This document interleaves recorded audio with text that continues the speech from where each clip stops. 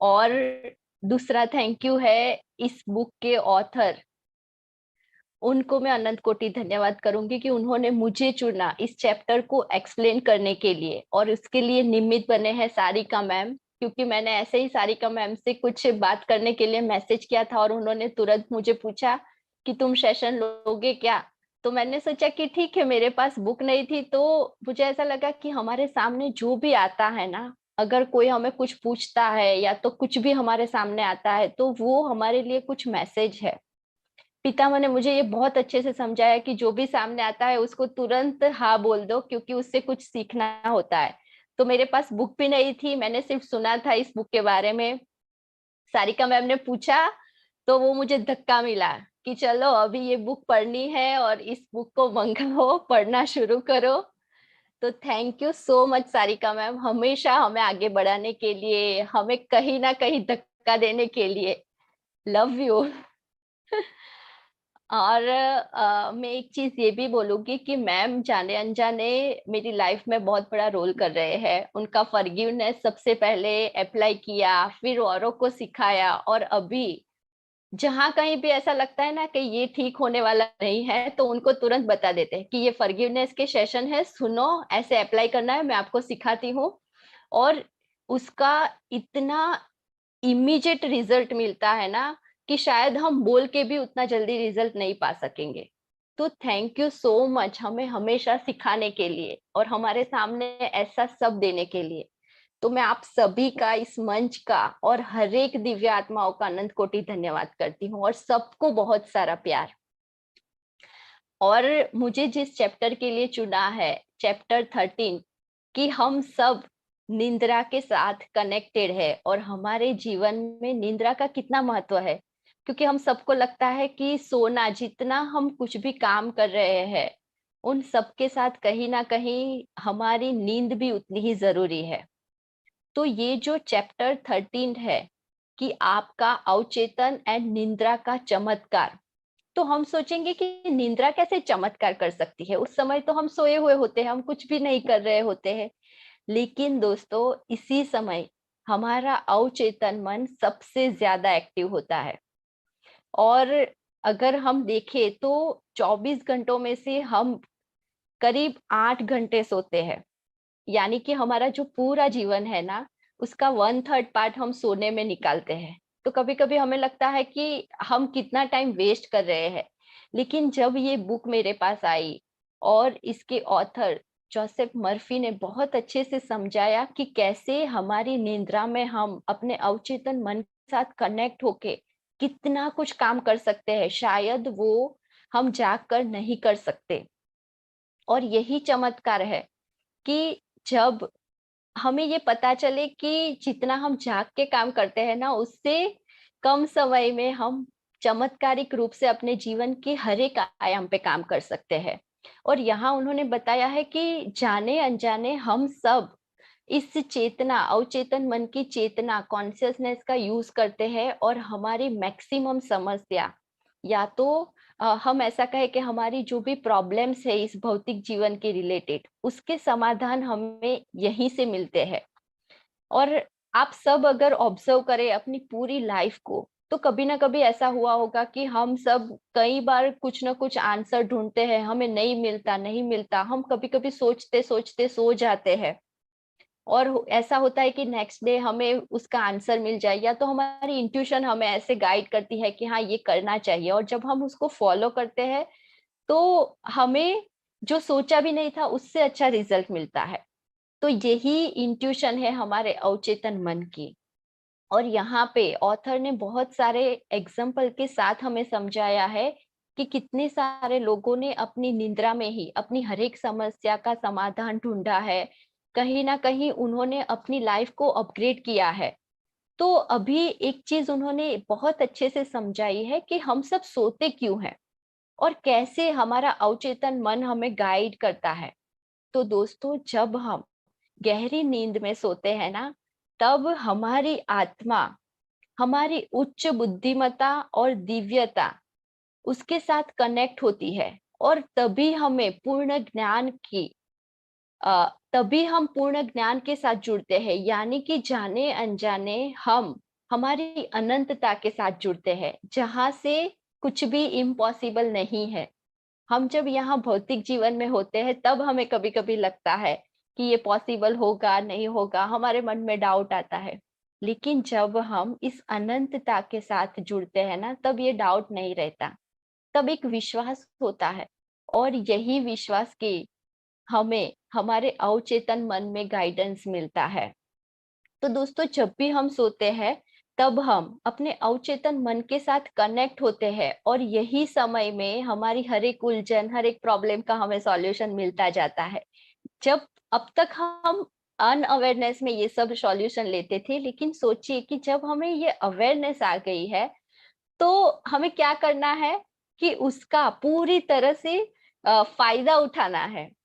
क्योंकि यहाँ पे इस पूरी बुक में हमें हर एक आयाम पे बताया गया है कि अगर आप इस आयाम पे कमजोर है, यहाँ पे आपको कोई इश्यू है, तो आप कैसे उसको अपनी और उस आयाम पे काम करके अपनी लाइफ को और अच्छी बना सकते हैं। तो क्यों ना हम सोते सोते भी ये काम करें, निंद्रा के साथ भी ये काम करें। और फिर एक बहुत अच्छा एग्जाम्पल उन्होंने दिया है कि न्यूयॉर्क में एक लेडी थी जिसकी बहुत अच्छी जॉब थी, और वो बहुत अच्छा अर्न भी कर रहे थे।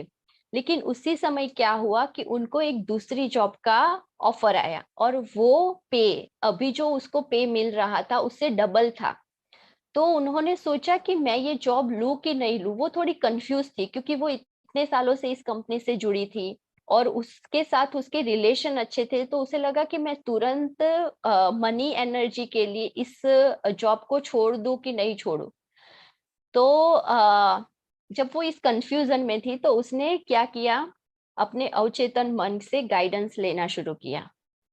तो उन्होंने क्या किया कि हर रोज रात को सोने से पहले वो, जब लास्ट मोमेंट पे हम सोने वाले हैं, उसी समय उन्होंने प्रार्थना करना शुरू किया। और उस प्रार्थना में उन्होंने क्या बोला कि मेरे अवचेतन मन को पता है कि मेरे लिए क्या उत्तम है, क्या सही है, और वो मुझे सही निर्णय दिखाएगा जो मेरे लिए और सभी के लिए सही होगा।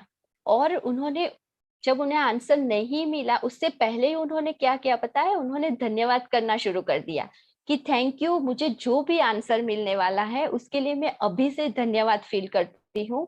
और मुझे पता है कि जो भी आंसर मेरे लिए आएगा ना, उसके लिए मैं तहे दिल से धन्यवाद फील करूंगी। ये प्रार्थना उन्होंने बार बार दोहराना शुरू किया, और हर रोज वो ये प्रार्थना दोहराते हुए सो जाते थे। तो नेक्स्ट डे क्या हुआ कि जब मॉर्निंग में वो उठी, तो उससे पूरे दिल से बार बार उसके अंदर से यही आंसर आने लगा कि उसको वो जॉब नहीं लेनी है। फिर उसने क्या किया कि उस जॉब को ना बोल दिया कि भले मुझे डबल पे मिल रहा है, लेकिन मुझे ये जॉब नहीं चाहिए। अब देखिए अवचेतन मन का चमत्कार, कि 2 ही महीनों के अंदर जो कंपनी से उन्हें ऑफर आया था, वो कंपनी डूब गई और बंद हो गई। तो ये सुनने के बाद उसने बहुत ग्रेटिट्यूड फील किया और सोचा कि देखिए मेरे अवचेतन मन ने मुझे कितने अच्छे से गाइड किया। अगर मैं वो ऑफर ले लेती तो 2 महीने के बाद मैं भी घर पे बैठी हुई होगी, और शायद मैं इस कंपनी में वापस ना आ पाती। तो दोस्तों, ये एग्जाम्पल से हमें क्या सीखना है, क्या समझना है, कि जब भी हमें, कभी कभी हमारे पास भी ऐसा होता है कि मैं ये करूँ कि नहीं करूँ, ये करोगे तो अच्छा होगा कि नहीं होगा। तो उस समय हमें क्या करना है, ऐसे ही रात को सोने से पहले हमारे अवचेतन मन से बात करनी है। उसे बताना है कि मैं यहाँ पे कंफ्यूजन में हूँ, आप मुझे रास्ता बताइए।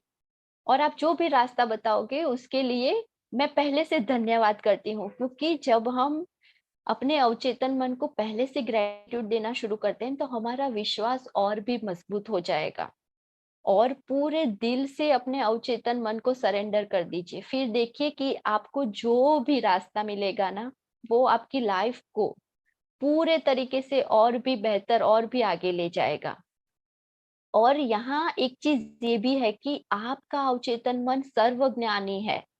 यहाँ पे ऑथर हमें बता रहे हैं कि आपको ये विश्वास रखना है कि आपका अवचेतन मन है ना, सर्वज्ञानी है, उसे सब कुछ पता है, पहले से ही सब कुछ पता है। और कोई भी आपदा, दुर्घटना या तो मुसीबत घटने से पहले भी वो आपको सचेत करता है। अगर आप अवेयर है तो आप समझ जाएंगे। और कभी कभी हम में से कई के जीवन में ऐसा हुआ होगा कि हम कहीं पे जाने वाले होते हैं और अचानक से हमें लगता है कि नहीं, मुझे वहां नहीं जाना चाहिए। और अगर हम उसको फॉलो करते हैं तो हो सकता है कि कोई दुर्घटना घटने से भी हम बच सकते हैं। तो अवचेतन मन तो हमेशा ही हमें सचेत करता है, हमें सिर्फ उसके साथ कनेक्ट रहना है, अपनी इंट्यूशन को फॉलो करना है, जो कि हम जाने अनजाने नहीं करते हैं। तो जब आप बार बार ये सोचेंगे ना कि मैं हमेशा अपने अवचेतन मन से कनेक्टेड हूँ, वो हमेशा मुझे गाइड करता है, बार बार हमें यही बात को दोहराते रहना है, तो आपके जीवन में कभी भी ऐसा कोई भी समस्या या दुर्घटना नहीं घटेगी।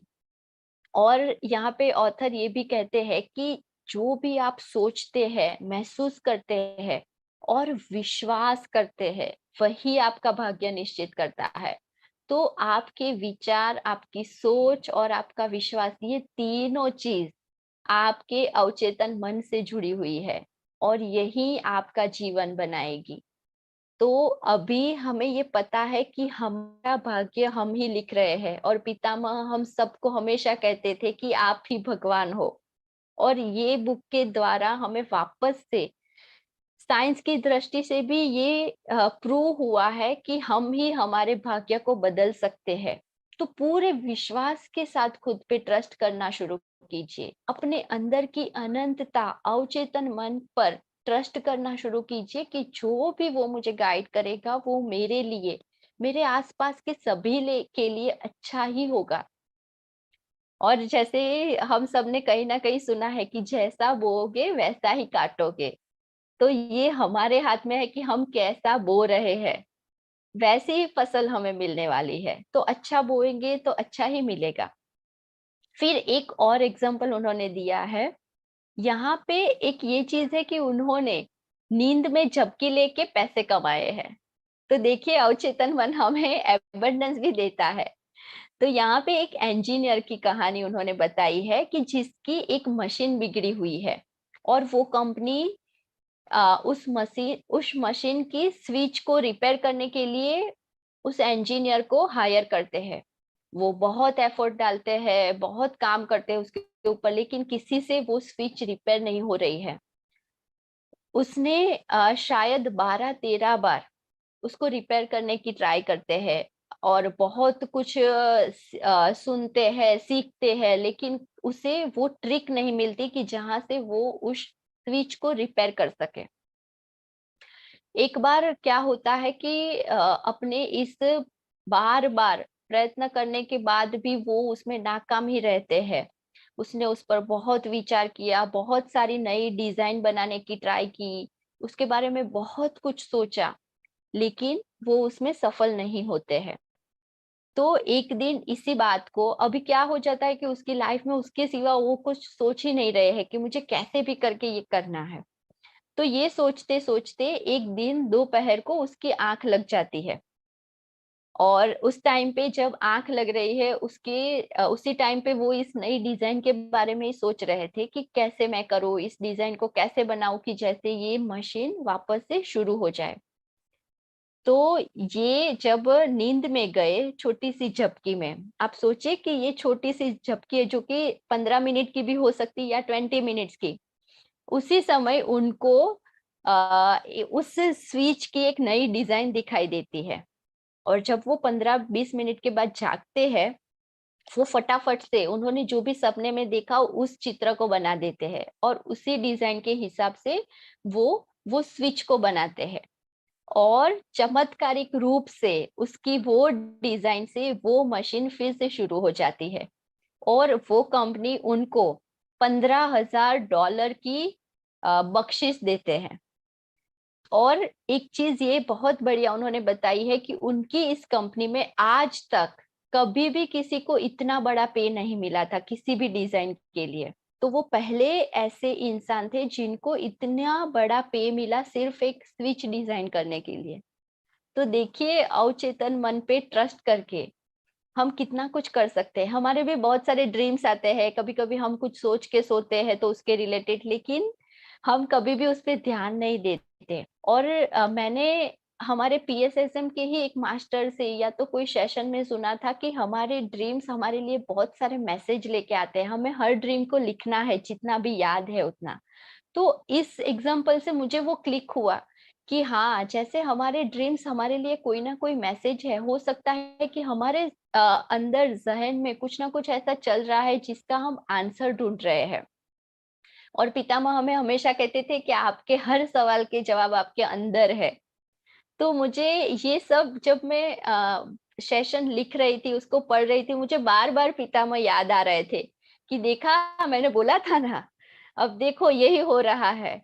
तो मुझे ऐसा लगता है कि मुझे ये सेशन पितामह ने सिखाने के लिए दिया है और मुझे भी इस पे काम करना है। और हो सकता है कि मेरे निमित्त, मुझे भी ये निमित्त बनना है कि मैं आप सभी को भी गाइड कर सकूं, क्योंकि मैं सिर्फ यहाँ पे फिजिकल रूप से हूँ। ये सब गाइडेंस पितामह का है और इस बुक के ऑथर की दिव्य चेतना का है। क्योंकि निमित्त कोई भी बने, लेकिन हमारे पास जो भी आ रहा है ना, वो उस दिव्य चेतना के थ्रू आ रहा है। तो thank you Pitamah, and thank you इस बुक का, जो मुझे ये सब देने के लिए निमित्त बना रहे हैं। तो दोस्तों, हमने देखा कि कैसे उन्होंने यहाँ पे इससे अ, अपनी एक झपकी से $15,000 कमा लिए। फिर एक और एग्जाम्पल है एक प्रोफेसर का। तो वो प्रोफेसर ने अपनी समस्या का समाधान नींद में पाया।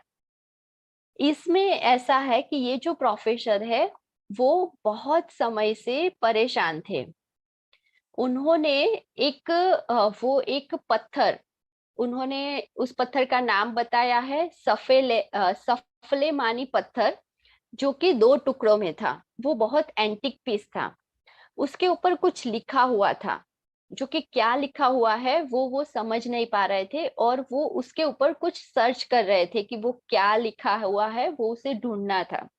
उन्होंने बहुत ट्राई की, बहुत कुछ कोशिश की, दोनों टुकड़ों को पढ़ने की कोशिश की, लेकिन वो उसमें सफल नहीं हुए। और ये जो पत्थर है, उसको ऐसा बताया जा रहा था कि बेबीलोन के निवासी, किसी निवासी की ये कोई एंटिक अंगूठी थी जिसमें ये पत्थर था, ये स्टोन था, और उसपे कुछ मैसेज था जो कि उनको पढ़ के क्लैरिफाई करना था कि वो क्या मैसेज है। इसके लिए उन्होंने बहुत ट्राई किया, बहुत कुछ सर्च की, बहुत लोगों से मिले, लेकिन उन्होंने उसे उसमें से कुछ भी क्लू नहीं मिला। एक रात वो बहुत परेशान होके और थके हुए अपने बिस्तर पे लेटे हुए थे, और उसी समय ये सोचते सोचते कि क्या मैसेज है, ये पत्थर में क्या है, क्या सच में ये अंगूठी का पत्थर है या कुछ और है, ये सब सोचते सोचते उनकी आंख लग गई। और उसी समय उन्होंने एक सपना देखा। उन्होंने सपने में देखा कि एक लंबा और पतला पादरी, जिसकी एज अराउंड 40 थी, वो उसके पास आता है और उन्हें हाथ पकड़ के एक मंदिर के खजाने की ओर ले जाता है। और यह खजाना एक कमरे में था। ये एक छोटा सा कमरा था जिसकी ऊंचाई बहुत ही कम थी और उसमें कहीं पे भी खिड़की नहीं थी, लेकिन उसके फ्लोर पे यही सफलेमानी पत्थर और बहुत सारे चमकते नीले पत्थर बिखरे हुए थे। ये देख के वो चौंक गए कि अरे, ये तो बहुत सारे पत्थर है जो कि मेरे पास है। और उसी समय वो पादरी उनको बताते हैं कि ये जो 2 टुकड़े तुम्हारे पास है, वो अंगूठी के नहीं है, वो ईश्वर की मूर्ति के कान की बूंदों का हिस्सा है। और यदि तुम ध्यान से उन दोनों को साथ में रखोगे तो तुम्हें मेरे शब्द सही साबित लगेंगे। इतना कह के उनकी आंख खुल गई। वो तुरंत उठे और उन्होंने सोचा कि ये मैंने क्या देखा, और वो तुरंत उठ के उस पत्थर के पास गए। उन्होंने ध्यान से उस पत्थर को देखा और दोनों टुकड़ों को साथ में जोड़ा। तो जो उस पादरी ने उन्हें बताया था सपने में, वही चीज सच निकली। और उनकी इतनी बड़ी समस्या, जो कि वो इतने सालों से जिसका आंसर ढूंढ रहे थे, वो उसका हल उन्हें अपने सपने में मिला, और वो भी कितना क्लियर मिला। तो देखिए दोस्तों, ऐसा नहीं है कि हमें कोई ऐसी हमारे प्रोफेशन के रिलेटेड समस्या का समाधान नहीं मिल सकता। आप सिर्फ सोचिए कि इस भौतिक लाइफ में कुछ भी ऐसा नहीं है कि जिसका आंसर हमारा अवचेतन मन नहीं दे सकता। और यहाँ पे ऑथर हमें बहुत ही डीप अलग-अलग एग्जाम्पल से ये बता रहे हैं कि हर एक आयाम पे आपका अवचेतन मन आपको गाइड करता है, आपको सपोर्ट करता है। ज़रूरत है तो सिर्फ आपको उस अवेयरनेस को लाने की कि यस यहाँ पे मुझे ज़रूरत है, मुझे ऐसा कुछ हुआ है तो इसका मतलब कि मैं इसके बारे में सोचूं या तो इसके ऊपर काम करूं। और जब आप उसके ऊपर काम करेंगे तो जरूर आपको अपनी हर समस्या का समाधान मिलेगा। एक और चीज उन्होंने बताई है कि एक प्रसिद्ध लेखक है जो कि बहुत अच्छी अच्छी स्टोरियां लिखते थे। उन्होंने अपने सबकॉन्शियस माइंड पे भी बहुत अच्छी स्टोरी लिखी थी और उनको पता था कि मेरा सबकॉन्शियस हमेशा मुझे सपोर्ट करता है।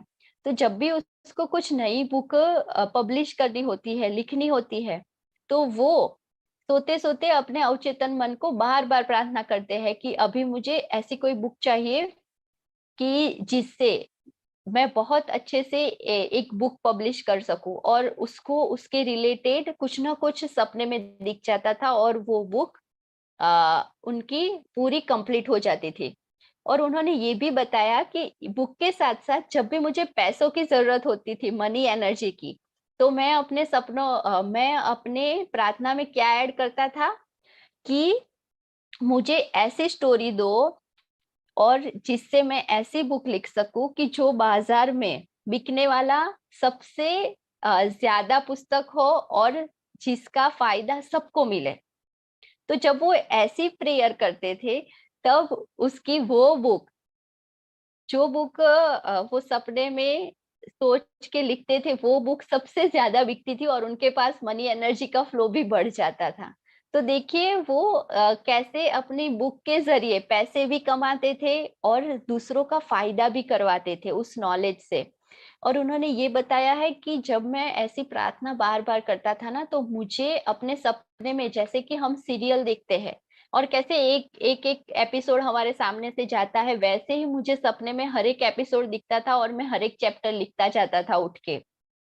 तो ऐसे और हम सब जानते हैं ना कि हमने हमारी ऐसी कई बुक है, पितामह ने हमें गाइड किया है, पढ़ने के लिए कहा है, जो कि चैनलिंग के द्वारा कि कोई ना कोई अदृश्य मास्टर हमें गाइड करते हैं और वो बुक लिखी जाती है। तो ऐसे ही वो कहीं न कहीं हमारे अवचेतन मन से भी जुड़ा हुआ है। तो ये जो बुक के ऑथर है वो हमें बताते हैं कि आप अपने प्रोफेशन में भी पैसे भी कमाने के साथ पूरी दुनिया का भी फायदा कर सकते हैं, क्योंकि हमें सिर्फ हमारा फायदा नहीं देखना है दोस्तों। अगर हम सिर्फ हमारा फायदा देखेंगे ना तो हम लिमिट में आ जाएंगे। लेकिन अगर आप हमारे आसपास पूरे विश्व का, पूरे ब्रह्मांड का फायदा देखेंगे ना तो हमारे पास भी एबंडेंस में सब कुछ आएगा। अगर हमें कुछ भी अच्छा मिलता है ना तो उसे बांटना शुरू कीजिए, चाहे वो ज्ञान हो, चाहे वो कुछ भी हो, क्योंकि बाँटने से ही बढ़ता है।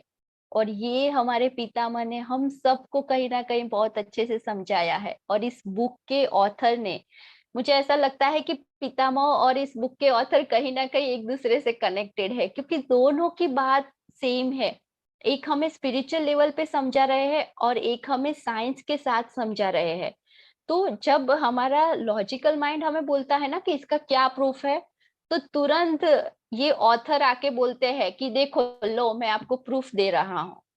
तो देखिए कि उन्होंने कितना डीपली हमें कितने इजी वे में समझाया है कि हमारा अवचेतन मन कितने अच्छे से हमें गाइड करता है।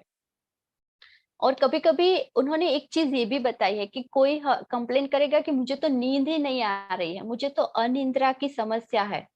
तो मैं कैसे नींद में जाके अपने अवचेतन मन से काम करूं, अवचेतन मन से जुड़ूं। तो यहाँ पर उन्होंने इसका भी बहुत अच्छे से हल निकाला है। उन्होंने बोला है कि जब भी आपको अनिद्रा की समस्या है तो आपको सोने से पहले अपने शरीर के हर एक अंग का धन्यवाद करना है और फील करना है कि आपके शरीर का हर एक अंग, जैसे आप एक-एक अंग का नाम लेके बोलना है। उन्होंने बहुत अच्छे से एक्सप्लेन किया है कि आपको बोलना है कि मेरा हार्ट बहुत आराम से, शांति, प्यार की एनर्जी को फील कर रहा है।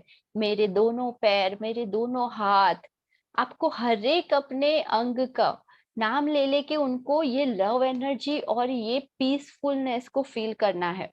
जब आप ऐसा बोलना शुरू करेंगे ना, और लास्ट में वो क्या बताते हैं कि पूरे शरीर को ग्रेटिट्यूड देके, लव एनर्जी देके आपको बोलना है कि अब मैं प्यार की चादर ओढ़ के अपने सपनों में खोने के लिए तैयार हूँ।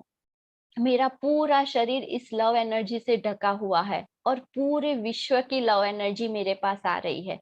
जब आप ऐसा सोचना शुरू करेंगे ना, तो कब आप नींद में अपने अवचेतन मन से जुड़ जाएंगे आपको पता भी नहीं चलेगा, और आपकी ये अनिद्रा की समस्या अपने आप सॉल्व हो जाएगी। और लास्ट में वो हमें बताते हैं कि आप छोटी-छोटी चीज़ों में अप्लाई करके भी इसके चमत्कार देख सकते हैं। जैसे कि आपको कभी सुबह जल्दी उठना है और आपको हमेशा डर रहता है कि मैं जल्दी उठ पाऊँगा कि नहीं उठ पाऊँगा। अलार्म तो मैंने रखा है लेकिन मैं सुन के उठूँगा, नहीं उठूँगा।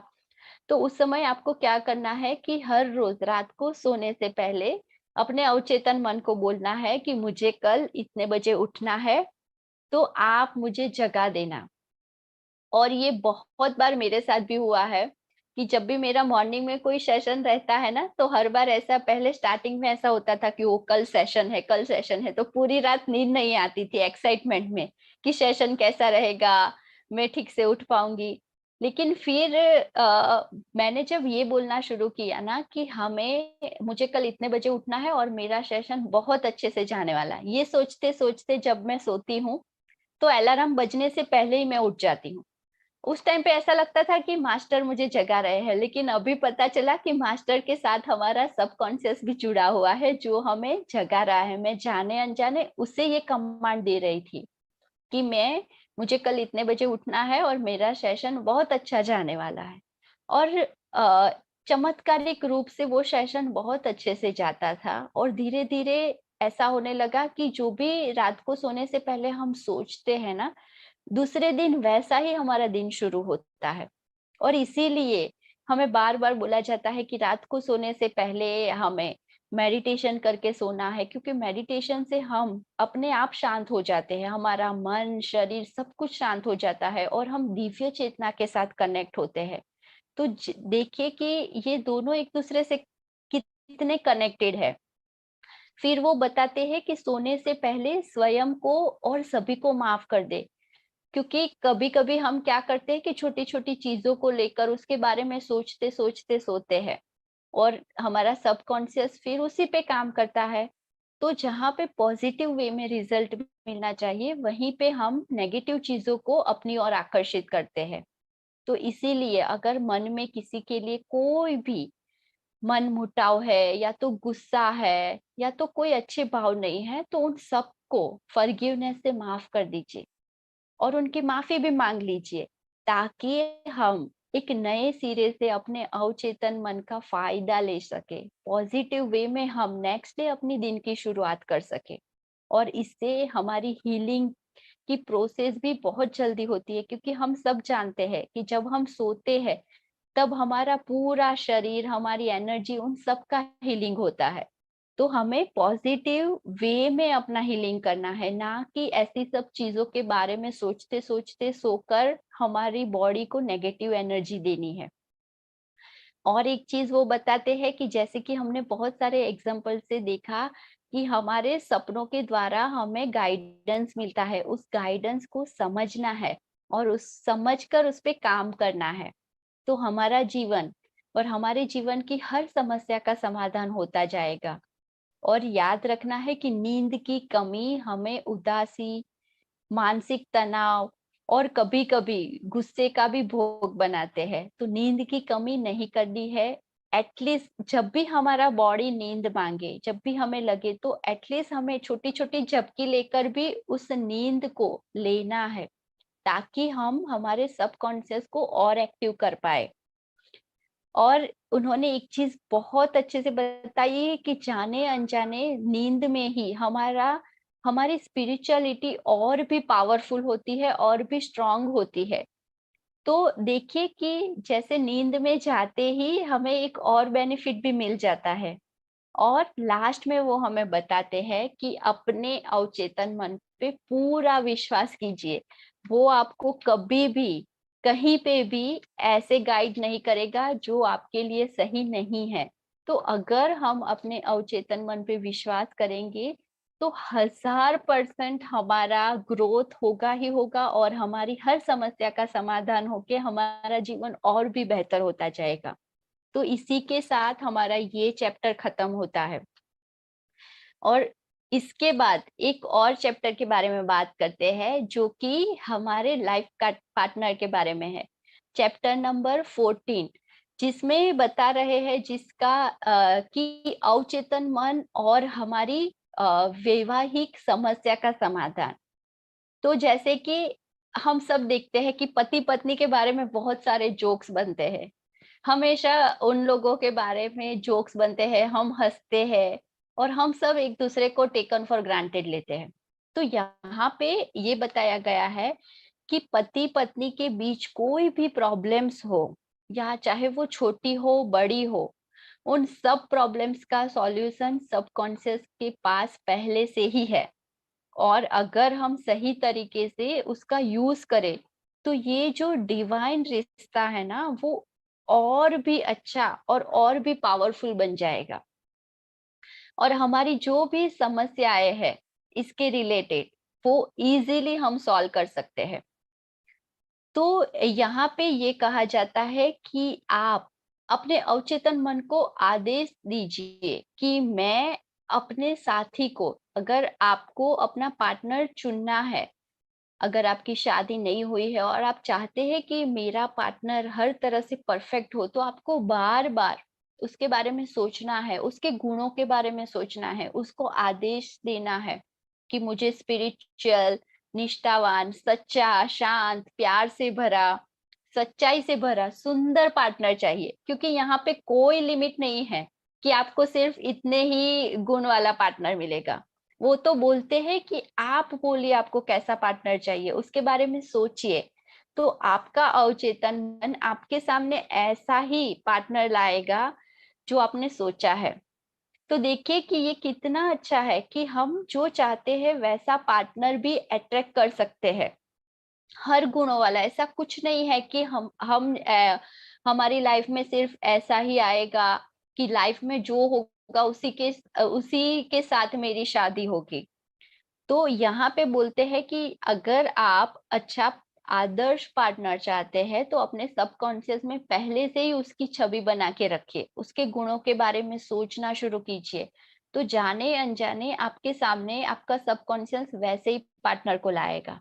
और यहाँ पे उन्होंने एक बहुत अच्छा एग्जाम्पल दिया है कि एक प्रोफेसर लेडी है, वो बोलती है कि मेरे 3 डाइवोर्स हुए हैं और मेरे तीनों पति एक जैसे थे। तो वो बोलती है कि मैं ऐसा चाहती थी कि मेरे हर एक पति मेरी हर बात सुने, जो मैं बोल रही हूँ वैसा ही करे, कभी मुझे टोके नहीं, मतलब कि पपेट टाइप इन शॉर्ट। तो पहले तो उनको ऐसा लगता था कि ऐसा पति हो तो कितना अच्छा, लेकिन उन्होंने बार-बार यही सोचा था कि मुझे ऐसा पति चाहिए, तो उसके सबकॉन्शियस ने उसे वैसा ही साथ ही दिया। एक बार पहली शादी में उन्होंने ऐसे पार्टनर के साथ रहे, फिर एक टाइम ऐसा आया कि उन्हें लगा कि इसे तो कुछ आता ही नहीं है, जो मैं बोल रही हूँ वही करता है। तो उसने उसे छोड़ दिया। फिर उन्होंने दूसरी शादी की, लेकिन उसके सबकॉन्शियस में तो वही था। तो वापस से वही परिस्थिति का सामना करना पड़ा, तीसरी बार भी वही हुआ। फिर उन्होंने सोचा कि क्यों बार-बार ऐसा हो रहा है? क्यों मैं ऐसे ही पर्सन को अट्रैक्ट कर रही हूँ जो कि मुझे मेरे साथ पपेट की तरह रहता है।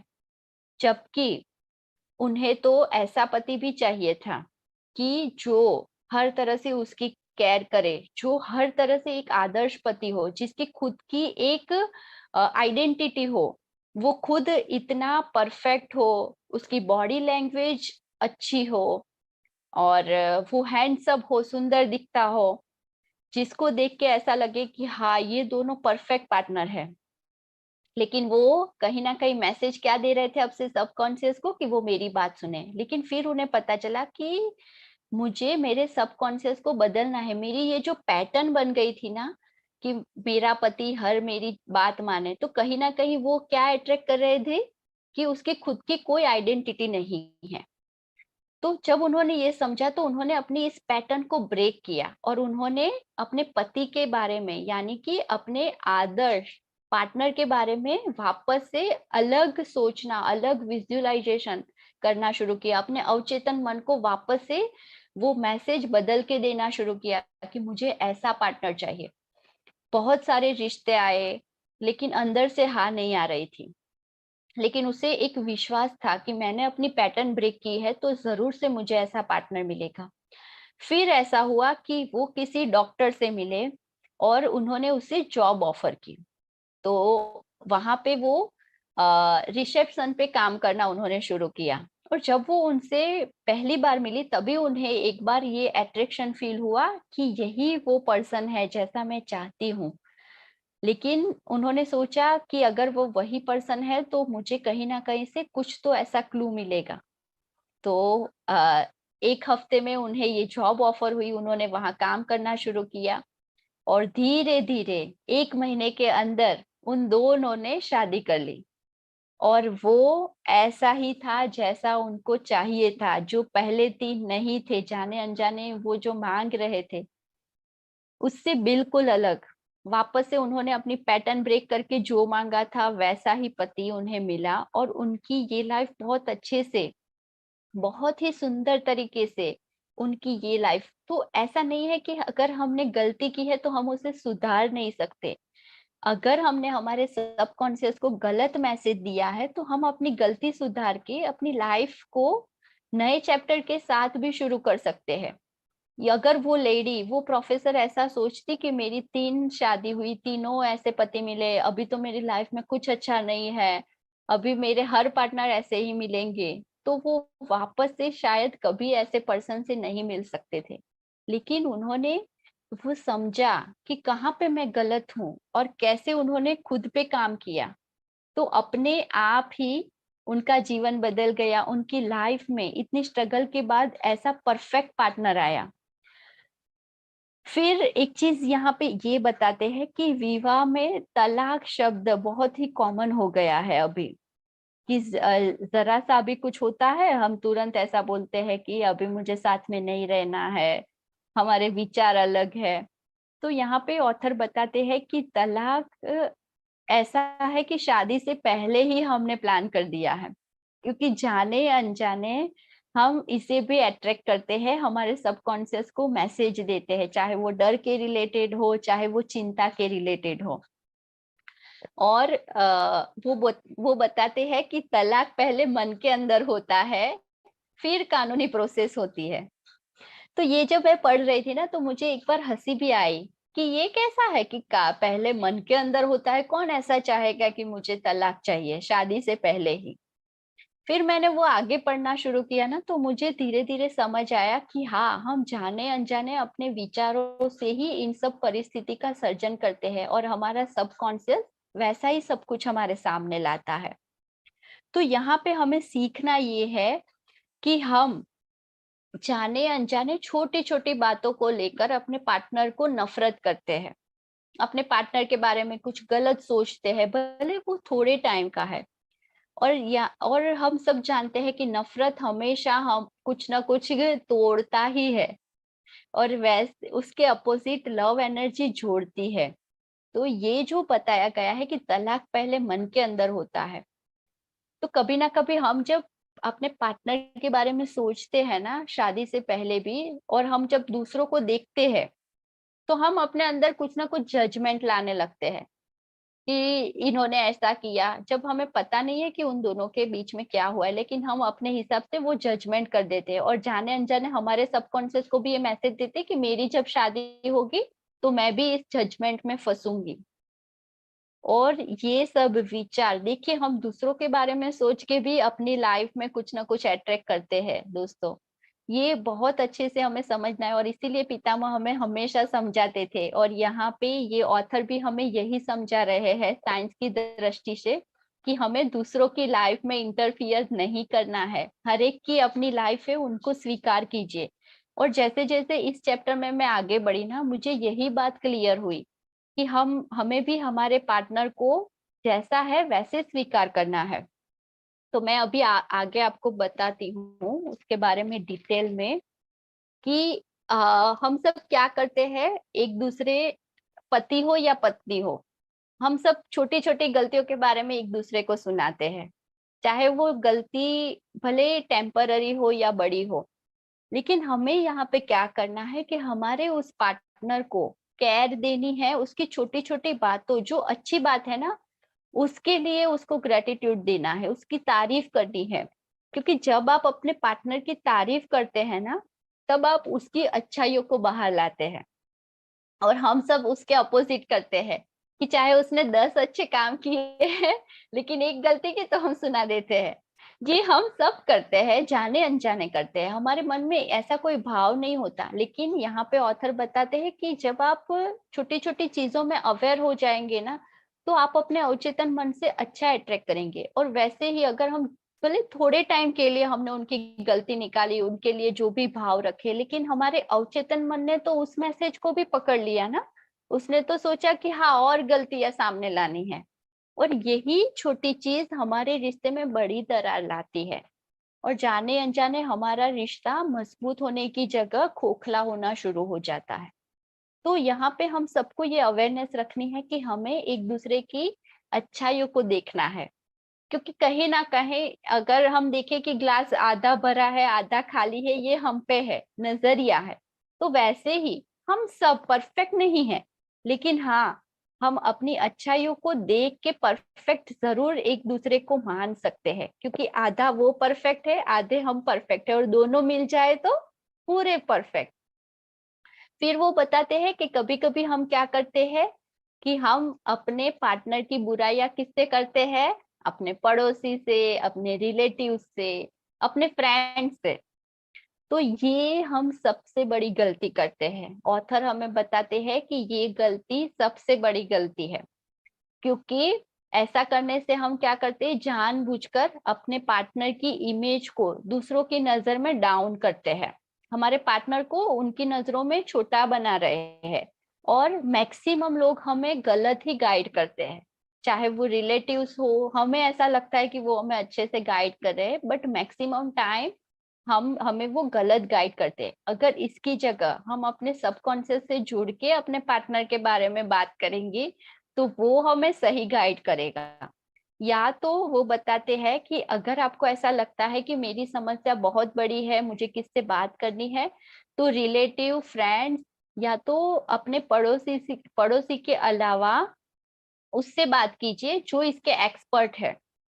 कोई काउंसलर है, या तो कोई भी ऐसा कि जो आपको इसके बारे में सही सलाह देंगे, जो आपको जज नहीं करेंगे। क्योंकि हम जानते हैं ना कि हमारे रिलेटिव्स जो हमें जानते हैं, तो वो हमें जज करके आंसर देते हैं कि इसको कैसा लगेगा। मैं अगर उसके पति, भले हमारी गलती हो, लेकिन वो हमारे मुंह पे नहीं बोलेंगे, और वो शायद दूसरों को बोलेंगे। तो ऐसे हम कितना कुछ नेगेटिव अपने पार्टनर के बारे में स्प्रेड कर रहे हैं।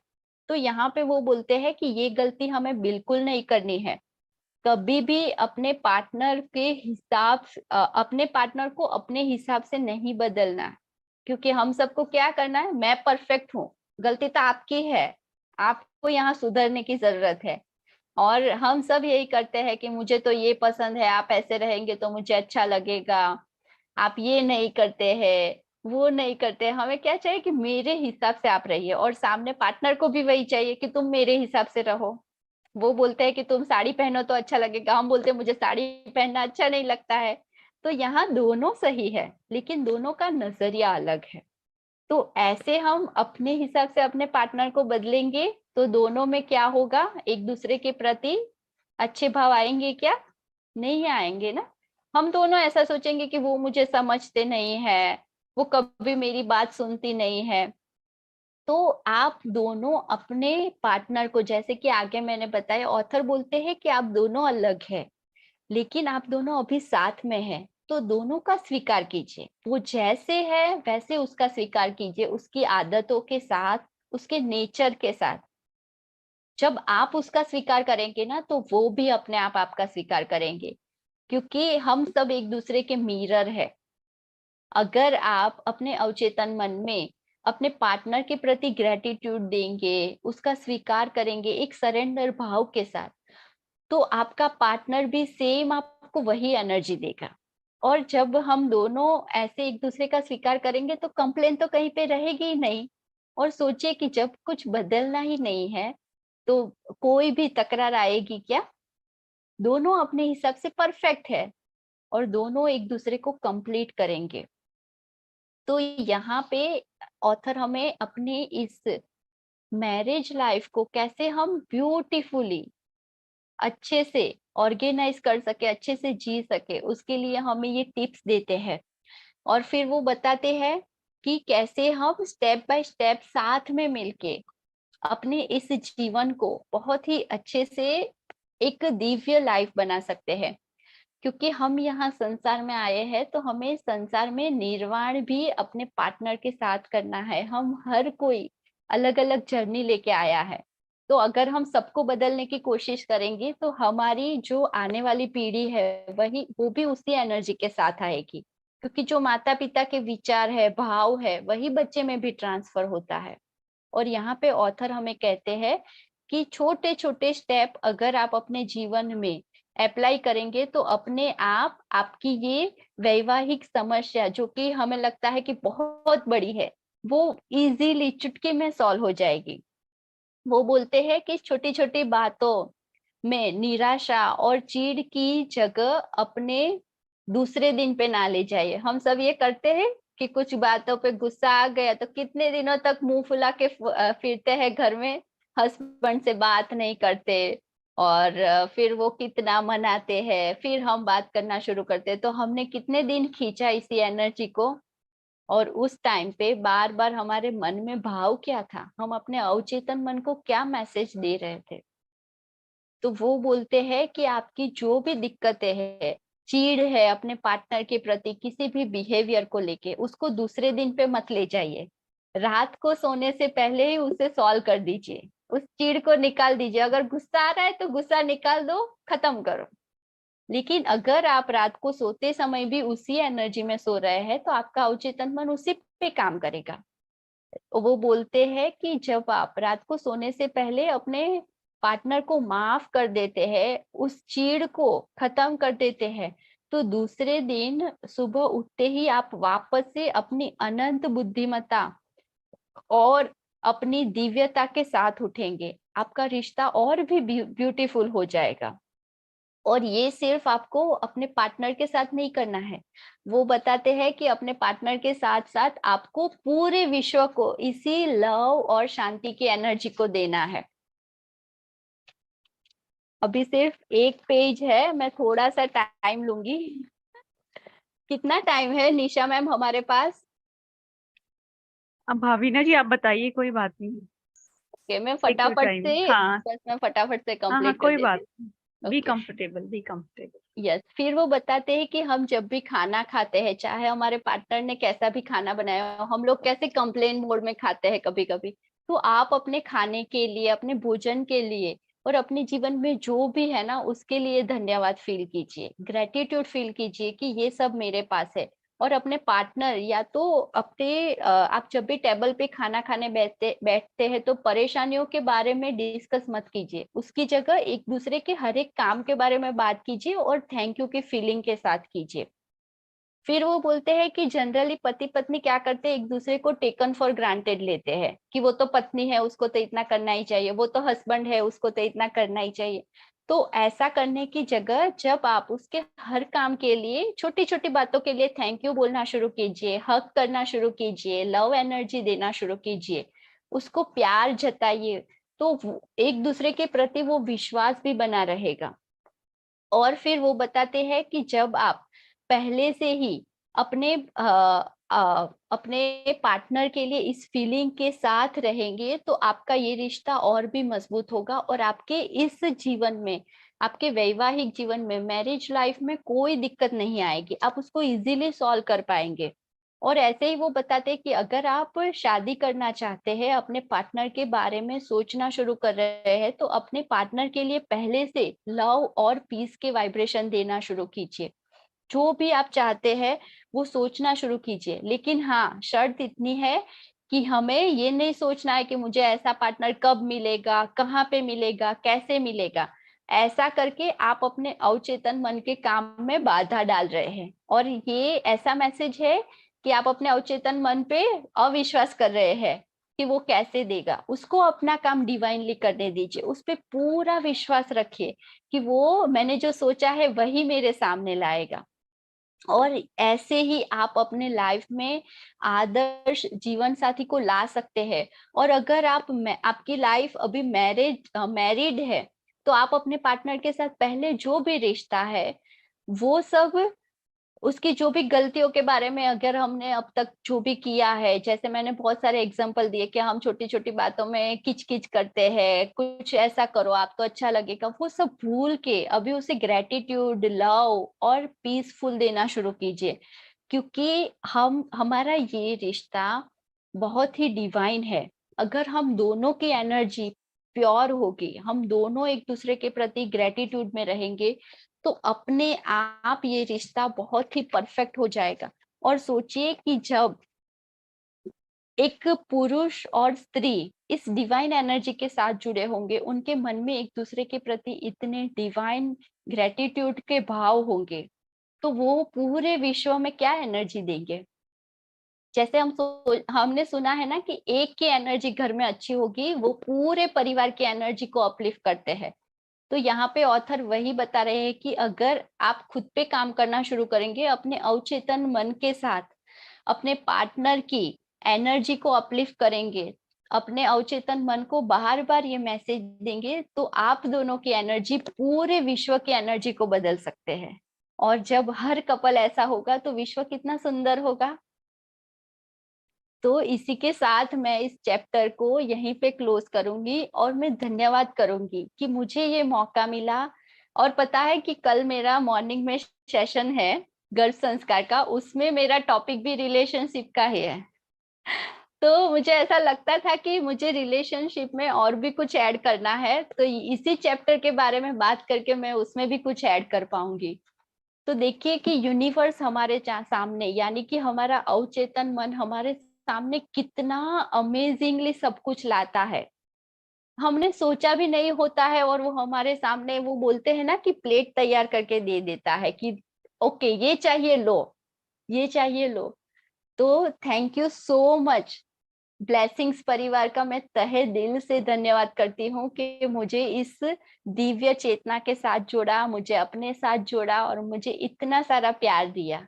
Thank you, thank you, thank you and